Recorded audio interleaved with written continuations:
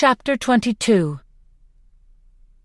Peter drops the sheath and buries his knife into the monkey's back, stabbing it again and again until it releases its jaw.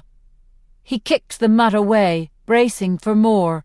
I have his arrows now, a loaded bow, and Finnick at my back, breathing hard but not actively engaged. "Come on, then! Come on!" shouts Peter, panting with rage. But something has happened to the monkeys. They are withdrawing, backing up trees, fading into the jungle, as if some unheard voice calls them away. A game-maker's voice, telling them this is enough. "Get her," I say to Peter. "We'll cover you." Peter gently lifts up the morphling and carries her the last few yards to the beach while Finnick and I keep our weapons at the ready. But except for the orange carcasses on the ground, the monkeys are gone. Peter lays the morphling on the sand. I cut away the material over her chest, revealing the 4 deep puncture wounds. Blood slowly trickles from them, making them look far less deadly than they are. The real damage is inside. By the position of the openings, I feel certain the beast ruptured something vital, a lung, maybe even her heart.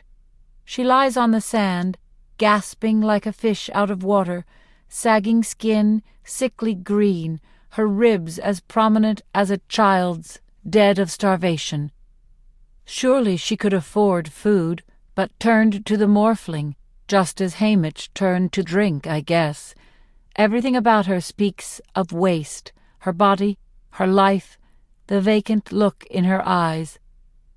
I hold one of her twitching hands, unclear whether it moves from the poison that affected our nerves, the shock of the attack, or withdrawal from the drug that was her sustenance. There is nothing we can do, nothing but stay with her while she dies. "I'll watch the trees," Finnick says before walking away. I'd like to walk away too, but she grips my hand so tightly I would have to pry off her fingers, and I don't have the strength for that kind of cruelty. I think of Rue, how maybe I could sing a song or something, but I don't even know the morphling's name, let alone if she likes songs. I just know she's dying. Peter crouches down on the other side of her and strokes her hair. When he begins to speak in a soft voice, it seems almost nonsensical, but the words aren't for me. "With my paint box at home, I can make every color imaginable, pink, as pale as baby's skin, or as deep as rhubarb, green like spring grass, blue that shimmers like ice on water." The morphling stares into Peter's eyes, hanging on to his words. "One time I spent 3 days mixing paint until I found the right shade for sunlight on white fur.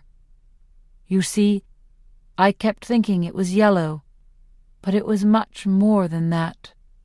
Layers of all sorts of color, one by one," says Peter. The morphling's breathing is slowing into shallow catch breaths. Her free hand dabbles in the blood on her chest, making the tiny swirling motions she so loved to paint with. I haven't figured out a rainbow yet. They come so quickly and leave so soon.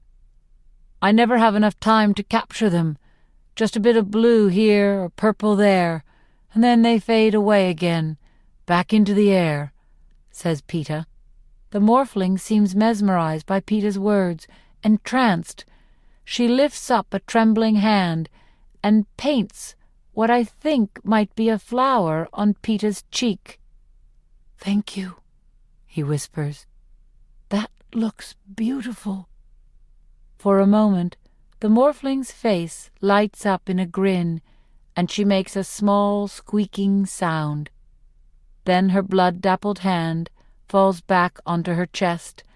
She gives one last huff of air, and the cannon fires. The grip on my hand releases. Peter carries her out into the water. He returns and sits beside me. The morphling floats out toward the cornucopia for a while, Then the hovercraft appears, and a 4-pronged claw drops, encases her, carries her into the night sky, and she's gone. Finnick rejoins us, his fist full of my arrows still wet with monkey blood.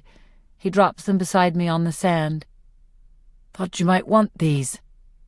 "Thanks," I say. I wade into the water and wash off the gore from my weapons, my wounds. By the time I return to the jungle to gather some moss to dry them, all the monkeys' bodies have vanished. "Where did they go?" I ask. "We don't know exactly. The vines shifted, and they were gone," says Finnick. We stare at the jungle, numb and exhausted. In the quiet, I notice that the spots where the fog droplets touched my skin have scabbed over. They've stopped hurting and begun to itch, intensely. I try to think of this as a good sign, that they are healing. I glance over at Peter, at Finnick, and see they're both scratching at their damaged faces. Yes, even Finnick's beauty has been marred by this night. "Don't scratch," I say, wanting badly to scratch myself, but I know it's the advice my mother would give. "You'll only bring infection. Think it's safe to try for the water again?" We make our way back to the tree Peter was tapping. Finnick and I stand with our weapons poised while he works the spile in.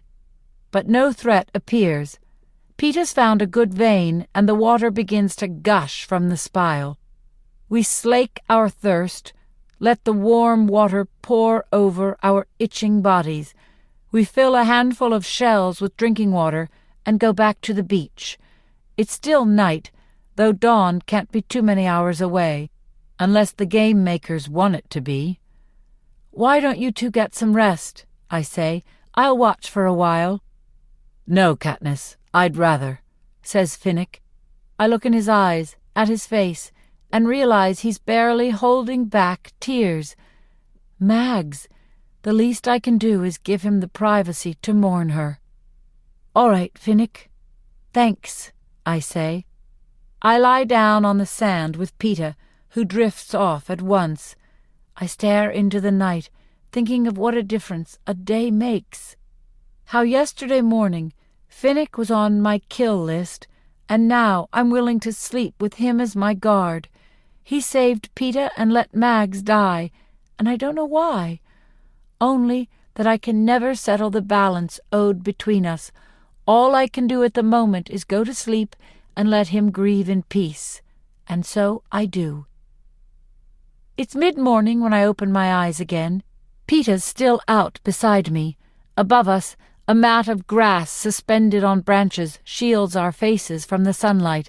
I sit up and see that Finnick's hands have not been idle. 2 woven bowls are filled with fresh water. A third holds a mess of shellfish. Finnick sits on the sand, cracking them open with a stone. "They're better fresh," he says, ripping a chunk of flesh from a shell and popping it into his mouth. His eyes are still puffy, but I pretend not to notice. My stomach begins to growl at the smell of food, and I reach for one. The sight of my fingernails, caked with blood, stops me. I've been scratching my skin raw in my sleep. "You know, if you scratch, you'll bring on infection," says Finnick. "That's what I've heard," I say. I go into the salt water and wash off the blood, trying to decide which I hate more, pain or itching. Fed up, I stomp back onto the beach, turn my face upward, and snap. "Hey, Hamish! If you're not too drunk, we could use a little something for our skin." It's almost funny how quickly the parachute appears above me. I reach up, and the tube lands squarely in my open hand. "About time," I say, but I can't keep the scowl on my face. Hamish, what I wouldn't give for 5 minutes of conversation with him. I plunk down on the sand next to Finnick and screw the lid off the tube. Inside is a thick, dark ointment with a pungent smell, a combination of tar and pine needles.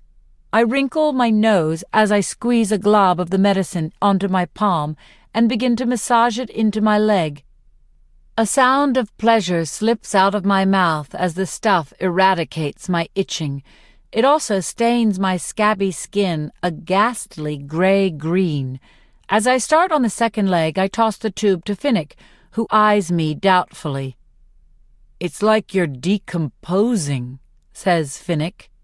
But I guess the itching wins out, because after a minute, Finnick begins to treat his own skin, too.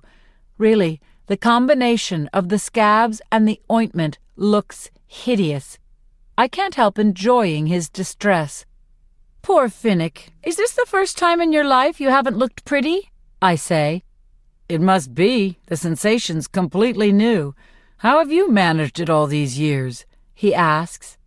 "Just avoid mirrors. You'll forget about it," I say. "Not if I keep looking at you," he says. We slather ourselves down, even taking turns rubbing the ointment into each other's backs where the undershirts don't protect our skin. "I'm going to wake Peter," I say. "No, wait," says Finnick. "Let's do it together. Put our faces right in front of his." Well, there's so little opportunity for fun left in my life, I agree. We position ourselves on either side of Peter, lean over until our faces are inches from his nose, and give him a shake. "Peter, Peter, wake up," I say in a soft, sing-song voice. His eyelids flutter open, and then he jumps like we've stabbed him. "Ah!" Finnick and I fall back in the sand, laughing our heads off. Every time we try to stop, we look at Peter's attempt to maintain a disdainful expression, and it sets us off again. By the time we pull ourselves together, I'm thinking that maybe Finnick O'Dare is all right, at least not as vain or self-important as I'd thought. Not so bad at all, really. And just as I've come to this conclusion, a parachute lands next to us with a fresh loaf of bread. Remembering from last year how Hamish's gifts are often timed to send a message, I make a note to myself. Be friends with Finnick, you'll get food. Finnick turns the bread over in his hands, examining the crust. A bit too possessively. It's not necessary. It's got that green tint from seaweed that the bread from District 4 always has. We all know it's his. Maybe he's just realized how precious it is, and that he may never see another loaf again. Maybe some memory of Mags is associated with the crust, but all he says is, "This will go well with the shellfish." While I help Peter coat his skin with the ointment, Finnick deftly cleans the meat from the shellfish. We gather round and eat the delicious sweet flesh with the salty bread from District 4. We all look monstrous. The ointment seems to be causing some of the scabs to peel, but I'm glad for the medicine, not just because it gives relief from the itching, but also because it acts as protection from that blazing white sun in the pink sky. By its position, I estimate it must be going on 10 o'clock, and we've been in the arena for about a day. 11 of us are dead, 13 alive. Somewhere in the jungle, 10 are concealed. 3 or 4 are the careers. I don't really feel like trying to remember who the others are. For me, the jungle has quickly evolved from a place of protection to a sinister trap. I know at some point we'll be forced to re-enter its depths, either to hunt or be hunted, but right now I'm planning to stick to our little beach. And I don't hear Peter or Finnick suggesting we do otherwise. For a while the jungle seems almost static, humming, shimmering, but not flaunting its dangers. Then, in the distance, comes screaming. Across from us, a wedge of the jungle begins to vibrate. An enormous wave crests high on the hill, topping the trees and roaring down the slope. It hits the existing seawater with such force that even though we're as far as we can get from it, the surf bubbles up around our knees, setting our few possessions afloat. Among the 3 of us, we manage to collect everything before it's carried off, except for our chemical-riddled jumpsuits, which are so eaten away no one cares if we lose them. A cannon fires. We see the hovercraft appear over the area where the wave began and pluck a body from the trees. 12, I think. The circle of water slowly calms down, having absorbed the giant wave. We rearrange our things back on the wet sand and are about to settle down when I see them. 3 figures, about 2 spokes away, stumbling onto the beach. "There," I say quietly, nodding in the newcomer's direction. Peeta and Finnick follow my gaze. As if by previous agreement, we all fade back into the shadows of the jungle. The trio's in bad shape. You can see that right off. One is being practically dragged out by a second, and the third wanders in loopy circles as if deranged. They're a solid brick-red color, as if they've been dipped in paint and left out to dry. "Who is that?" asks Peeta. "Or what? Mutations?" I draw back an arrow, readying for an attack. But all that happens is that the one who was being dragged collapses on the beach.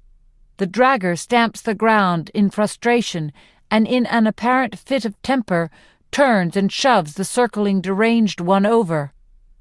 Finnick's face lights up. "Joanna!" he calls and runs for the red things. "Finnick!" I hear Joanna's voice reply. I exchange a look with Peeta. "What now?" I ask. "We can't really leave Finnick," he says. "Guess not.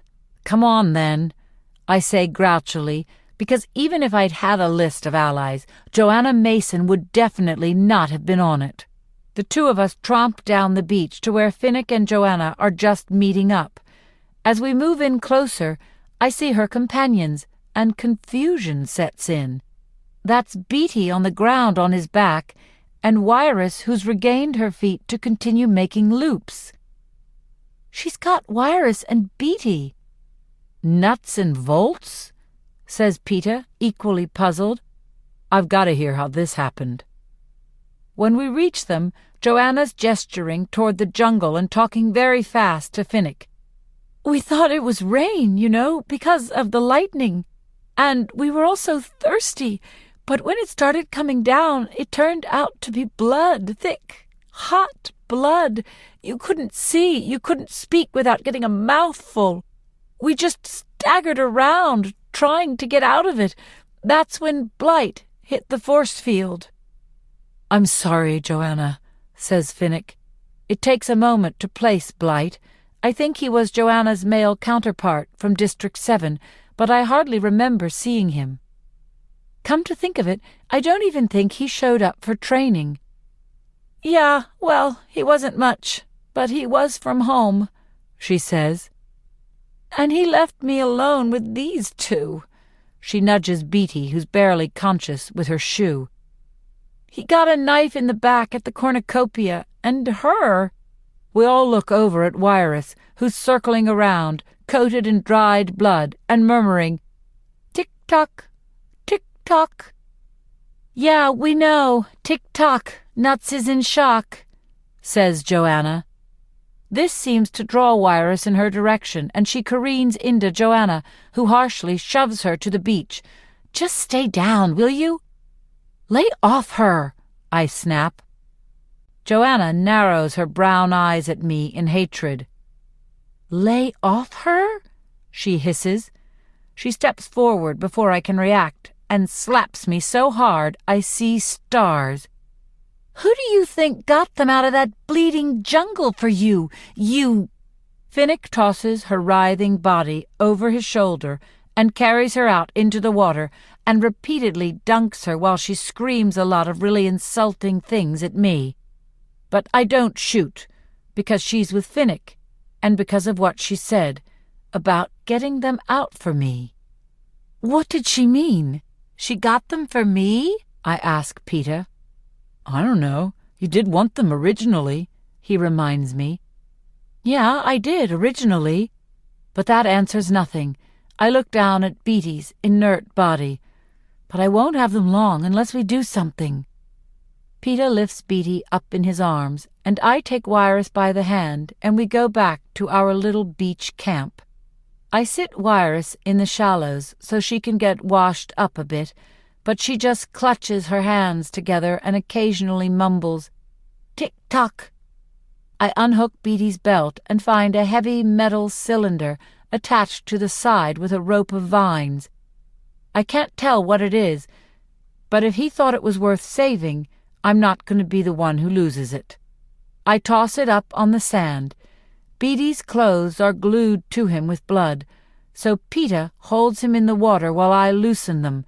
It takes some time to get off the jumpsuit. And then we find his undergarments are saturated with blood as well. There's no choice but to strip him naked to get him clean. But I have to say, this doesn't make much of an impression on me anymore. Our kitchen table's been full of so many naked men this year. You get kind of used to it after a while. We put down Finnick's mat and lay Beatty on his stomach so we can examine his back. There's a gash about 6 inches long running from his shoulder blade to below his ribs. Fortunately, it's not too deep. He's lost a lot of blood, though, you can tell by the pallor of his skin, and it's still oozing out of the wound. I sit back on my heels, trying to think. What do I have to work with? Seawater. I feel like my mother when her first line of defense for treating everything was snow. I look over at the jungle. I bet there's a whole pharmacy in there if I knew how to use it. But these aren't my plants. Then I think about the moss Mags gave me to blow my nose. Be right back, I tell Peter. Fortunately, the stuff seems to be pretty common in the jungle. I rip an armful from the nearby trees and carry it back to the beach. I make a thick pad out of the moss, place it on Beatty's cut, and secure it by tying vines around his body. We get some water into him, and then pull him into the shade at the edge of the jungle. I think that's all we can do, I say. It's good. You're good with this healing stuff, he says.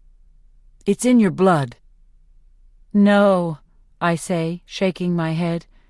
I got my father's blood. The kind that quickens during a hunt, not an epidemic. I'm going to see about Wiress. I take a handful of the moss to use as a rag and join Wiress in the shallows. She doesn't resist as I work off her clothing, scrub the blood from her skin, but her eyes are dilated with fear, and when I speak, she doesn't respond except to say with ever-increasing urgency, "Tick-tock!" She does seem to be trying to tell me something, but with no Beatty to explain her thoughts, I'm at a loss. "Yes, tick-tock, tick-tock," I say. This seems to calm her down a little. I wash out her jumpsuit until there's hardly a trace of blood and help her back into it. It's not damaged like ours were. Her belt's fine, so I fasten that on, too. Then I pin her undergarments, along with Beatty's, under some rocks and let them soak. By the time I've rinsed out Beatty's jumpsuit, a shiny, clean Joanna and peeling Finnick have joined us. For a while, Joanna gulps water and stuffs herself with shellfish, while I try to coax something into Wiress. Finnick tells about the fog and the monkeys in a detached, almost clinical voice, avoiding the most important detail of the story. Everybody offers to guard while the others rest, but in the end, it's Joanna and I who stay up. Me because I'm really rested, she because she simply refuses to lie down. The two of us sit in silence on the beach until the others have gone to sleep. Joanna glances over at Finnick, to be sure, then turns to me. "How'd you lose Mags?" "In the fog. Finnick had Peter, I had Mags for a while, then I couldn't lift her. Finnick said he couldn't take them both. She kissed him and walked right into the poison," I say. "She was Finnick's mentor, you know," Joanna says accusingly. "No, I didn't," I say. "She was half his family," she says a few moments later, but there's less venom behind it. We watch the water lap up over the undergarments. "So, what were you doing with nuts and bolts?" I ask. "I told you, I got them for you. Hamish said if we were to be allies, I had to bring them to you," says Joanna. That's what you told him, right? No, I think, but I nod my head in assent. Thanks. I appreciate it. I hope so. She gives me a look filled with loathing, like I'm the biggest drag possible on her life. I wonder if this is what it's like to have an older sister who really hates you. Tick-tock, I hear behind me. I turn and see Wirus has crawled over. Her eyes are focused on the jungle. Oh, goody, she's back. Okay, I'm going to sleep. You and Nuts can guard together, Joanna says. She goes over and flings herself down beside Finnick. Tick-tock, whispers Wirus. I guide her in front of me and get her to lie down, stroking her arm to soothe her. She drifts off, stirring restlessly, occasionally sighing out her phrase. Tick-tock.